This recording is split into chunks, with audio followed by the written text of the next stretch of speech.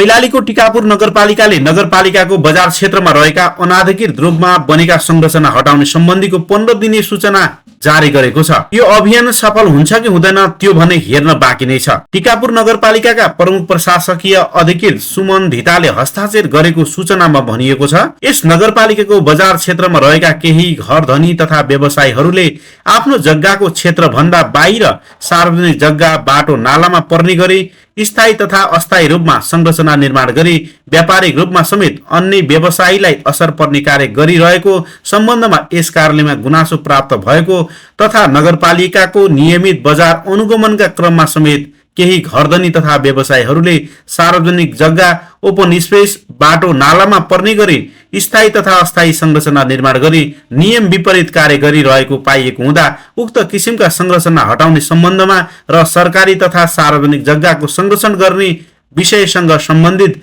गृह मन्त्रालयको 2082 चैत 20 गतेको परिपत्र र जिल्ला प्रशासन कार्यालय धनगढी कैलालीको मिति 2082 चैत 23 गतेको अवैध कब्जा हटाउने विशेष अभियान सञ्चालन गर्ने सम्बन्धमा प्राप्त पत्र कार्यान्वयन गर्ने सम्बन्धमा यस नगरपालिकाको स्थानीय बजार व्यवस्थापन तथा उपभोक्ता हित संरक्षण समितिको मिति 2082 चैत 24 गतेको बैठकको निर्णय अनुसार अनाधिकृत रूपमा निर्माण गरिएका स्थायी तथा अस्थायी संरचनाहरू यो सूचना प्रकाशित भएको मितिले 15 दिनभित्र हटाउनु हुन सम्बन्धित सबैमा सूचित गरिन्छ। सूचनाको अटेर गरी यस किसिमका संरचना नहटाइएको पाइएमा प्रचलित नियमअनुसार भई जाने र यसबाट पर्न जाने असरको जिम्मेवारी स्वयं सम्बन्धमा रहन जाने बेहोरा समेत यसै सूचना मार्फत सम्बन्धित सबैमा जानकारी गराइन्छ, सूचनामा लेखिएको छ। टिकापुर नगरपालिकाको क्षेत्र अधिकार भित्र पर्ने सार्वजनिक जग्गा कब्जा गरी बसेका नागरिकहरूले जग्गा छोड्नु पर्नेछ।